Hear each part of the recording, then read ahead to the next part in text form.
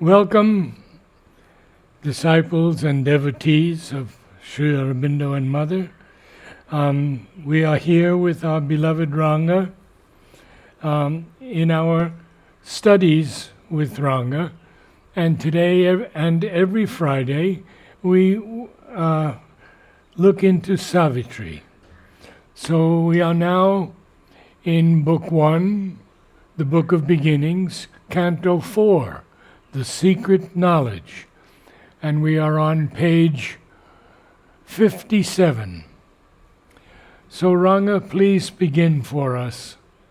And maybe we can go back a little bit and just discuss what happened previously. I'll do. In this, shall we start? Yes, please. So in this canto, Sri Aurobindo is saying the secret knowledge which the yoga of the king, the Ashwapati, is slowly realizing all these things. Just 1 second. Yeah. The yoga of the soul's release. So it is Ashwapati. So he is experiencing all these things. So what is the secret? So we go back a little bit. I start from the alpha and the omega in one sound, about 10 lines above. Okay. 16 lines above, the alpha and the omega in one sound. Okay? So we'll start from there. So the alpha and the omega represent the first letter and the last alphabet in the Greek alphabet. They represent the first and the last letters. Okay? So what really meaning alpha and omega means, right from the superconscious to the inconscient. So the secret knowledge of what? The secret knowledge of the whole thing. The materialist is interested only in the secret of material world. The Mayavada is interested only in the secret of the superconscious, the higher worlds. But Sri Aurobindo wants the knowledge of both. He wants the alpha and the omega. So this is the context. So, and then he says, then shall the spirit and nature be one. So this is the whole idea of Sri Aurobindo's yoga. He wants to bring down the perfection of the divine into the physical world. The physical world is far from perfect, but he wants to bring down that. That is the yoga of integral yoga. That's the yoga, integral yoga. So now I read the next one and we'll see what he says. Two are the ends of the mysterious plan. Two are the ends. One is the spirit and the other is the matter, nature. Okay? So both are to be found out, the secret of both are to be discovered. In the wide, sunless ether of the self, in the unchanging silence, white and nude, aloof, resplendent, like gold dazzling suns, veiled by the ray no mortal eye can bear, the spirit's free and absolute potencies burn in the solitude of the thoughts of God. This whole passage has been marked out by Mother, beginning from in the wide, signless ether up to the thoughts of God. This passage is selected by Mother for the painting and music. Okay? And what is it being said? This is the experience of the self. And we'll see each word and we'll see how it is, what it corresponds to in the self. This is a poetry. So it's not philosophy, but it's poetry. In the wide, signless. So wide means infinite. When you are in that consciousness of the self, it is infinite. Signless, in other words, featureless. There is absolutely no feature, no color, no shape, no size, no weight, no feature of any sort. Ether. Ether is the subtlest of substance, which is one everywhere, pure and one. So that's a self. In the and the other lines will give you the characteristics of the self. In the unchanging silence, white and new. So first of all, unchanging. It's immutable. It is static. Okay, that's a consciousness that you enter into. It is silent. Nothing is even created there. and it is absolutely unchanging, and it is silent. No words, nothing at all. White and nude. Nude, white and nude means featureless again. It's only white. There's even white is too much of a description. It is not even white. It is so nude. Then aloof. The word aloof suggests that it has nothing to do with the physical world. It is completely cut off. When you are in the Brahmic consciousness of the self, you feel yourself to be outside the universe, outside your body mind life. Okay? And what is that? Resplendent, like gold dazzling suns, veiled by the ray no mortal eye can bear. Okay? The dazzling suns are above, it's not in the self. The spirit's free and absolute potencies burn in the solitude of the thoughts of God. Interesting, because I have the word bare and absolute. That's I also have noted that, but what I am reading is the first version. Yes. Where is Interesting. But it's interesting to note these things. okay? So now he's saying the spirit's absolute potencies are burning in the solitude of the thoughts of God. And what are those burning potencies? The next line: a rapture and a radiance and a hush. Okay?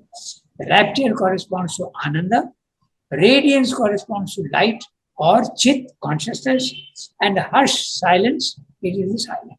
Ah, Again, this is the expression of the, is an explanation of the description of this featureless self. Okay? Now, delivered from the approach of wounded hearts, denied to the idea that looks at grief, removed from the force that cries out in its pain, in his inalienable bliss, they live. So now, when you are wounded in the heart, when you are looking at grief, only at grief, when you are removed, not you, but when that consciousness is removed from the force that cries out in pain, you cannot be in the self. That's what he's saying. Okay? And removed from the cries out in pain, in his inalienable bliss. Who is the head? He is God. Okay? In God's inalienable bliss, they live. Who are they? Rapture and radiance and hush. So now you understand what he's saying. In other words, when you are in pain and you are in grief, you cannot be in the spirit. You cannot be in the self. When you are in the self, you will be very, very far away from wounded hearts and grief. There will be nothing. In fact, you will have only rapture and radiance and hush. That's what he's saying. Okay. Now we go to the next. Immaculate in self-knowledge and self-power, calm, they repose on the eternal will. So, immaculate, pure, clean, okay? Immaculate in self-knowledge and self-power. So, self-knowledge is Chit and self-power is Shakti. Calm, they repose on the eternal will. Who is the they again? Again, the rapture and the radiance. Okay? They repose on the eternal will. Will is again the power, the Shakti. Okay? He is using different words, but he's seeing again and again there is Satchidananda experience. Only his law they count and him obey. So this is the beginning of what we have to read today. To get the context, we read the earlier part. So only his law and they count and him obey. Who is the his and him? God. He has referred to earlier in the line, there is the thoughts of God. So who is counting and obeying him? Ananda and light, rapture and radiance are obeying, they count, nothing else. Only God's radiance and God's rapture, they count and they obey only his rapture and radiance, nothing else. They do not obey the pain and the grief and wounded hearts they don't. They have no goal to reach, no aim to serve. Again, the they is radiance and rapture. Okay. In other words, he is actually this. You can call it a transferred epithet. Okay. What his meaning is the self. But like this is an interesting device of grammar. You call it a transferred epithet. What his meaning is the self, but he is applying rapture and radiance to self. Okay. You can say, for example, I'll give you an example, then you'll understand. You can say, his courageous sword. Now, the sword is not courageous. It's the man who is manning the sword who is courageous. So this is what is called a transferred epithet. Okay. So Srila is doing the same here. He is using the rapture and radiance for the self. Okay. So all that he's saying here is for the self, but is they, is just meaning rapture and radiance. Okay. So this is an interesting device. It's also called a euphemism. In English grammar, you call it euphemism. Transferred epithet. So all these things, when you are there is no grief and you are very far away from any cries of pain. So only his law, God's law, they count and only they obey God. They have no goal to reach, no aim to serve. They are self-sufficient. There is nothing to be done. Implacable in their timeless purity. Implacable, relentless, unappeasable. That's what it means. Okay? So implacable in their timeless purity. Now, what is this condition of the self? All barter or bribe of worship, they refuse. In other words, if you try to please God, okay, and try to get something out of him, like bribing him, it will not work. The divine can't be fooled, okay? So that's what he's saying. The self is beyond all bribe and beyond all barter. You have to approach him with absolutely a pure consciousness. If you have intentions, it won't work. That's what he's saying. All barter or bribe of worship, they refuse. Unmoved by cry of revolt and ignorant prayer, they reckon not our virtue and our sin. Now, this is an idea which when we are in the lower level of the body-mind life, sin and virtue make a lot of sense to us, and the dualities are absolutely valid for us at that level. Okay? But when you go to the self, there is nothing. You are beyond grief and pain, and you are only obeying the divine law. So you will look on the witness self. The Brahmic consciousness, the self is the witness self. All the pain and all the wounded hearts that you not affecting you at all. There is a consciousness of the self, the Nirvana consciousness. So it appears as though God is very cruel, but actually this is one aspect of him. He is just looking at you, and later on he will tell you that this is only one aspect. If you want to help somebody, you have to be absolutely calm and unaffected. Then only you. So this is the consciousness where you are first of all not attached to anything. If you have attachment to something, then you will not be able to help him because your judgment will be colored. So this few lines that we are going to read now is a witness self, where you are not affected by anything, neither the sorrow nor the pleasure. Okay? Immaculate in self-knowledge and self-power, calm, they repose on the eternal will. They is the radiance and rapture. Radiance and rapture, if you want. Okay? The two words which he has used earlier. They have no goal to reach. There is no aim. There is no purpose. There is no motive there. No aim to serve. Implacable in their timeless will. He is going on using the word they, but actually meaning the self. Okay, that's what we said. All barter or bribe of worship, they refuse.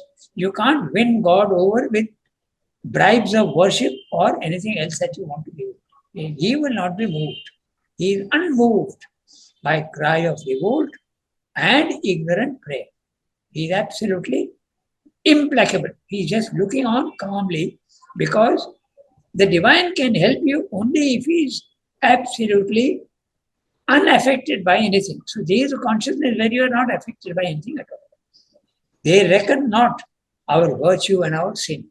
When you go to the level 2, when you go to that level, you are not affected by anything at all. You are absolutely calm. Okay? Unmoved by cry of revolt and ignorant player. They reckon not our virtue and our sin. Virtue and sin are only available at the lower level of the ignorance. At the self, the level 2 of the self, these things are not at all valid. They disappear. They go into one continuous stretch. Virtue and sin actually join. They are at the same level. The two ends. Virtue is one end, sin is at the other end. But it is the same. There is no difference between the two. Vibration of virtue and sin are the same. There is no superior or negative. Negative and positive is not there. They bend not to the voices that implore. So it seems that God is very cruel. He is not doing anything. In the beginning, it feels like that. If you are in this consciousness, you are absolutely not moved by anything. They hold no track. Again, the they is representing the self. Okay, the Brahmic consciousness. They hold no traffic with error and its reign. So they are not affected by error also. There is no error there at all. They are guardians of the silence of the truth. It's absolutely silence. He is repeating the word silence. There is no action there at all. It is immutable. They are keepers of the immutable decree. Immutable, again, he's saying that there is no movement there at all in the no movement, no emotion, nothing. Just a witness self. You are just looking and seeing the things exactly as they are. Now, a deep surrender is a source of might. So, if you surrender, then you can approach these radiance and light. Okay? Radiance and rapture. You can get only if you surrender. Then a still identity, their way to know. So if you want to know radiance and rapture, or God, if you want to know, you have to identify yourself with them. That's the only way. Motionless in their action, like asleep, at peace, regarding the trouble beneath the stars. Okay, beneath the stars is the physical world. All the trouble that you see there. Okay, but you are in the motionless. You are at peace. You are regarding. The word regarding is looking at impassively. Okay, the witness self. Deathless, watching the works of death and chance. Death and chance are at the level 1 of the ignorance. But you are only watching them. You are not affected at all. You are at peace. You are motionless. Immobile, seeing the millenniums pass. So, what are the millenniums? Time. The consciousness of the self is timeless. So, from the timeless heights, you are watching the shallow valleys and the depths you are watching, but time is there. Okay, time and movement. Untouched. You are in the self and you are untouched, while the long map of fate unrolls. The interesting image is like your fate. In the beginning, it is unrolling and revealing itself to you. It's like a map that is folded up or rolled up. It is being unrolled. So when you are there at that higher level, your map of fate is being unrolled. You come to know what your fate is. Okay, that's what it is. Then we go to the next day. They look on our struggle with impartial eyes. The they again is rapture and radiance, and that they represent the self. So the self is looking on our struggle, but not sympathizing with you. They are just neither sympathy nor rejection. Impartial eyes. There is a perfect description of the self, okay, where you are not affected. So you can interpret it as cruelty of the divine, but you can also interpret it as wanting to help. But to help, you must know the exact nature of something. And the exact nature of something can be understood only if you are impartial, without being any attachment. There should be no attachment, and then the divine will. Later on, what we are going to read, you will see that the divine does help. But when you are in that consciousness, you don't feel that help. You feel yourself to be alone and just watching everything without any judgment. Okay? They look on our struggle with impartial eyes. And yet, without them, cosmos could not be. Now, this is interesting. We're saying it is harking back to the Taittiriya Upanishad. The world cannot exist without the self. That's what it means. Okay, them is again radiance and rapture. Radiance and rapture again, Chit Shakti Ananda. Sat Chit Shakti Ananda. Without Sat Chit Shakti Ananda, the world cannot exist. That's what he's saying. Without them, although it seems to be totally cut off from each other. Okay, you are only watching. There's no connection between spirit and matter. There's no connection. You're just watching. But the world cannot exist without that. Okay. And there's a suggestion of that in the Taittiriya Upanishad, where they say it is Ananda that creates the world, and it is Ananda by which everything in the world lives and exists. And to Ananda they return when they are born, they breathe, live, and then finally pass back into Ananda again. So that's exactly what's saying in modern different worlds. And yet, without them is the rapture and radiance. Cosmos could not be. The world is dependent on the self. Impervious to desire and doom and hope. Okay. Impervious, you cannot be affected. That's what it means. Impervious to desire and doom and hope. That means your desire and doom and hope and all these things will not touch the self-consciousness of the self. Their station of inviolable might. Okay. So now he's talking also of the power, that is it. Their station of inviolable might, moveless, again the suggestion of static condition, upholds the world's enormous task. So from the silence is coming out the movement. Okay, that's what he's saying. Its ignorance is by their knowledge lit. Its ignorance, the world. Okay, he's using the word cosmos, so or the world. Moveless upholds the world's enormous task. Its ignorance, the world's ignorance, is by their knowledge. Who is the they? Again, radiance and rapture. So it is the ignorance of the world is being enlightened by the self. That's what it meant. Its yearning lasts by their indifference.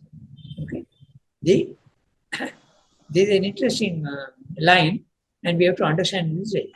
Their indifference, the self is indifferent to the prayers and the demands of the physical world.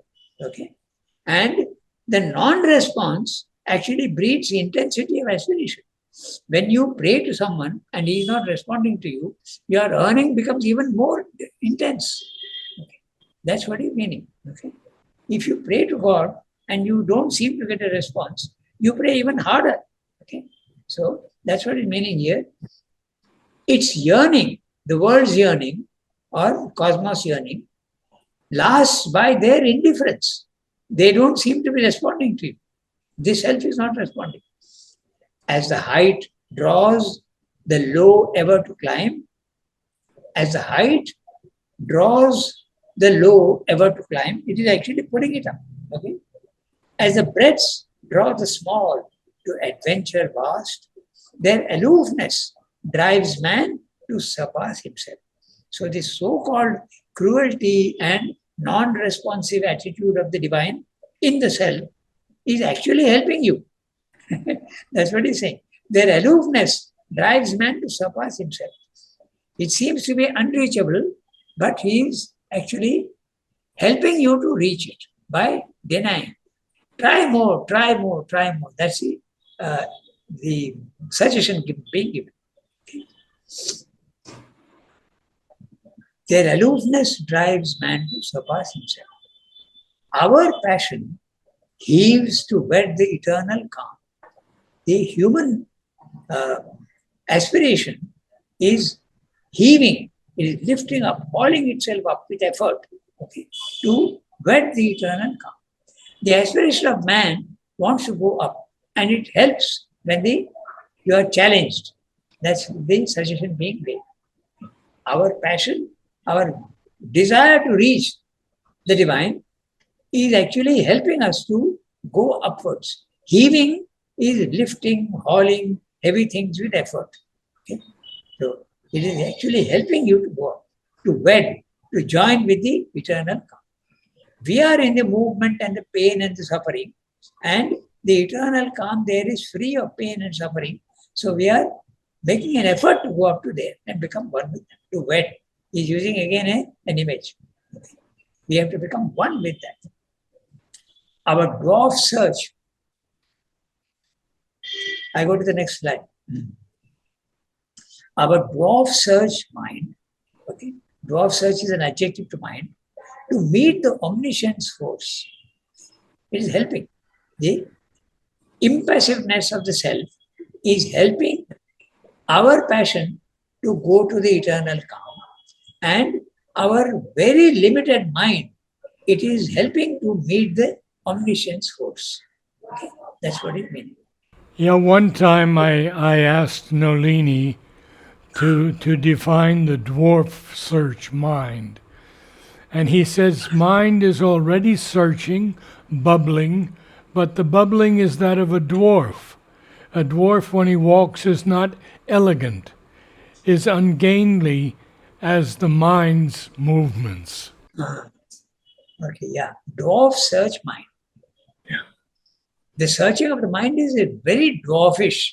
It Yes. is very small. It is ignorant. Yeah. That's what he said. Okay, so. Acquiescing in the wisdom that made hell and the harsh utility of death and tears, acquiescing in the gradual steps of time, careless they seem of the grief that stings the world's heart. Again, there is the experience of the self. He is explaining how apparently they seem to be careless. Actually, later on you will see that the divine does help, but you are not seeing that. Okay, so, what does the word acquiesce mean? Acquiesce means to agree a little reluctantly. In other words, the wisdom that made hell. Okay, why did God create the physical world with all its suffering?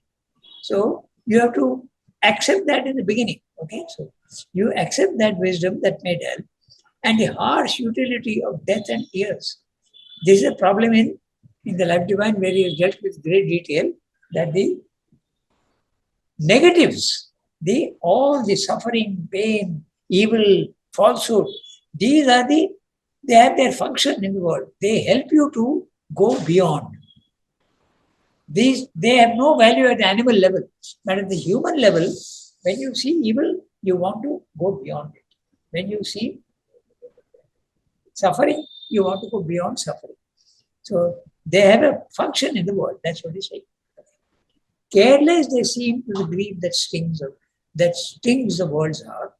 Careless of the pain that rends its body and life. Above joy and sorrow is that grandeur's born. It is neither affected by joy nor by sorrow. Grandeur's walk. You are actually, they use the word grandeur. You are free. You feel yourself to be infinite. You are not affected by anything. And that's grand. Okay. They have no portion in the good that dies. Now this is interesting. Even the good can die. Okay. At our human level, when an evil dies, you are happy. But when a good dies, you feel that to be a mystery. Why is a good dying? Okay. But this consciousness of the self, not affected by all these things at all. Because there is a reason behind all these things. They have no portion in the good that dies. It's far above all these things, good and bad. Mute, pure, they share not in the evil done. The radiance, the Satchidananda is far above the evil being done in the world. There is nothing common to them. It is beyond good and evil, all the dualities. That's what it's meant.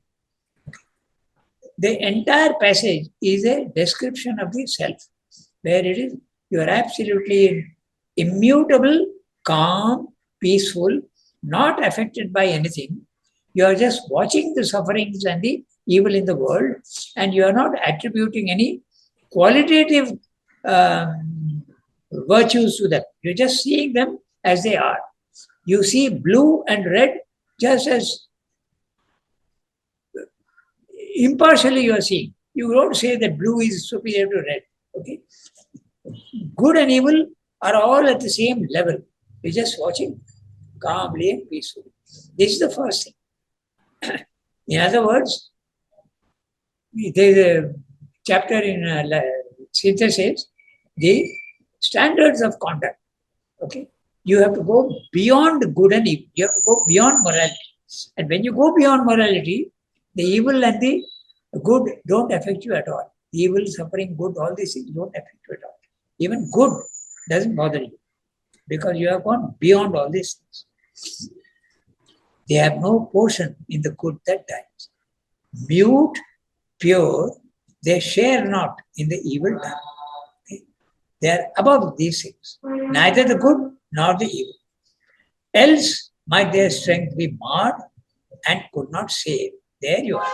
If you start taking sides, okay, you take the side of good and you reject the evil, you are not being absolutely objective. You are taking sides. And if you take sides, you are affected. And for being helpful, you have to be absolutely beyond all these things so that you can really help. You see the reason for suffering and then help. That's what he's saying. They have no mute, pure, they share not in the evil done, nor in the good. Both of them, you are free of them. Else might their strength be marred and could not save. Who is their strength? Again, radiance and rapture. So their strength lies in being absolutely objective and without being affected by anything. Okay? Alive to the truth that dwells in God's extremes, the two poles. Okay? God's extremes. One is the superconscient and the other is the inconscient. So, or you can say God and the spirit and matter. Okay? Alive to the truth that dwells in God's extremes. When you are in the physical world, you don't see that the superconscient and the inconscient are both God's creations. And you think that one is bad and one is good and evil. But here, when you are the truth that there is a truth in both, okay, in the superconscient and the inconscient, there is a truth there. That's what you have to get. That's the entire idea in the integral yoga. You have to get the truth of both. Awake to the motion of that all-seeing force. All-seeing force. Look at the words. All-seeing, conscious. Force, Shakti. So, all-seeing force, using the words, it means Chit Shakti. Chit Shakti of the Sachidananda. The slow venture of the long, ambiguous years and the unexpected good from woeful deeds. This is the law of causality that is coming in. The slow venture of the long, ambiguous years. You have had many, many lives, long, ambiguous years. And the unexpected good from woeful deeds. Now that's a very interesting line. We'll have to look at that. Srimdo says in the Life Divine that good can engender evil and evil, so-called evil, can engender good. Okay. If you see in the physical world, you will see that there is dualities are always there. Suppose very simple examples we can take. Take a river in flood. Okay. It floods and there is devastation. Okay, that's bad so far as we are concerned. But when the waters withdraw, it has made the soil fertile. Okay, so there is good and bad in everything. Take also the British conquest of India. Okay, so they came in with intentions of conquering and looting. Okay, So that's the bad part. But when they withdrew, they left an administrative system. They also built the railways. They also gave you a form of government which is modern. So there's a mixture of both. So this is what they're saying. Good can engender evil, and evil can engender good also. So this is how you do this. But often they are interchangeable also. Okay. So another example for good. Okay. You are being virtuous, but with a wrong notion. Okay. So I'll give you an example for this. You know that somebody has done something wrong, and the authorities are asking, who has done this? So you tell the truth. Now, truth is good. You tell that such and such a person has done it. But your intention is evil. You want that man to suffer. So you can see how there is a mixture of both these things. So that's exactly what he's saying here. Good can bring evil, and evil also can often end in good. Okay, so the evil of colonialism has done a lot of good to the countries where they colonized, which they colonized. So that's what he's saying here. So you can give examples to yourself, you understand what he's saying. Okay. The slow venture of long ambiguous years and the unexpected good from woeful deeds. You can see it from another point of view also. All your suffering and all your pain, is it only negative? No. It also gives you a desire to go beyond it. So this pain and suffering also is pushing you towards a painlessness. Okay, so that also you can see in that way. The immortal sees not as we vainly see. We see good and evil, we see pain and pleasure, but the divine doesn't see that. He is far above that, and he's seeing that both are interchangeable. I have the immortal. You have immortal, where? The immortal sees not. The As immortal we- sees not as we vainly see. The Yeah. immortal is God, or also you can say Satchidananda. Okay? So Satchidananda does not see all these things. They don't see good and bad. They don't at all take those into their view of things. Now, he looks on hidden aspects and screened powers. Now he is talking of God. The he, several times the he will come, that is God. Okay. He has referred to it 5-6 lines above. Alive to the truth that dwells in God's extremes. Okay. So he, God, looks on hidden aspects and screened powers. He knows the law and the natural line of things. He is not affected by good and evil. All these things are not affecting him. Undriven by a brief life's will to act, unharassed by the spur of pity and fear, he makes no haste to untie the cosmic knot. So, again, description of the self. He is in no hurry to help you come out of pain and suffering. Why? Because that also has got a purpose. The more pain you have, the more you will want to come out of it. That's a spur, that's a goad for you. So he looks on all these things without being affected. The whole paragraph here, the whole section that we have seen, description of the self, where it seems to be that God is not affected by all these things. He is cruel and not at all bothered about what's going on in the world. But that's only one aspect. That's not true, because there is a purpose in pain and suffering. That's what he's saying. Undriven, God is not affected at all by brief life's will to act. Unharassed, he is not bothered at all by the spur of pity and fear. He makes no haste to untie the cosmic knot. There is a slow movement upwards. Okay? Because it's very detailed. It's not something fast. It happens very slowly.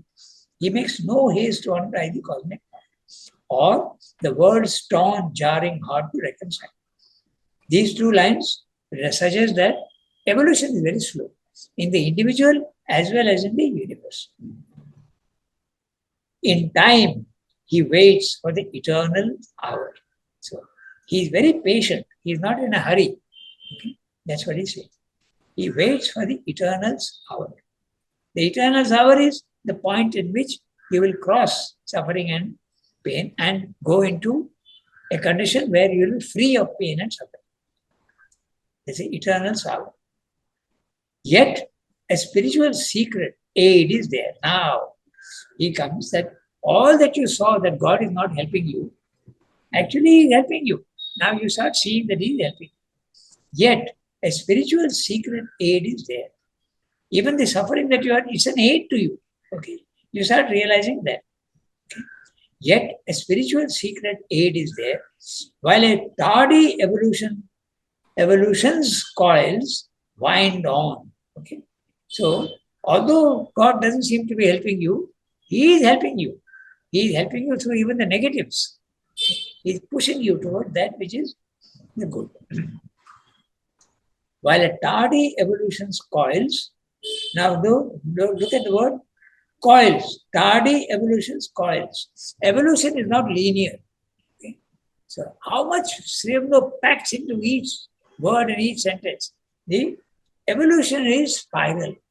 Okay, it goes up and down, up and down. That's why you use the word coil. It goes on coming, but the evolution is going ultimately upwards, but it seems to go down, come up, seems to go down, come up. It is spiral in nature.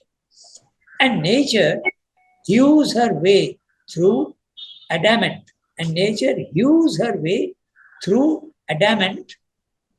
Okay? Adamant again, unwilling, refusing. So nature is refusing the light from above, seems to be.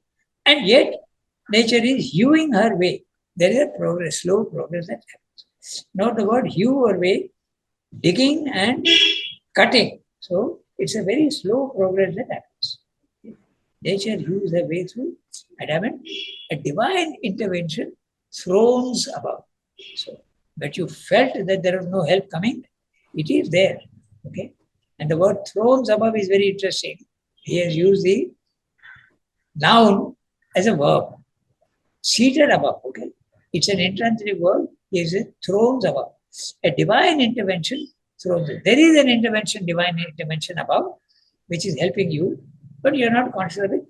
Sometime you start realizing that the divine help is there. Alive in a dead, rotating universe, we whirl not here upon a casual globe, abandoned to a task beyond our force.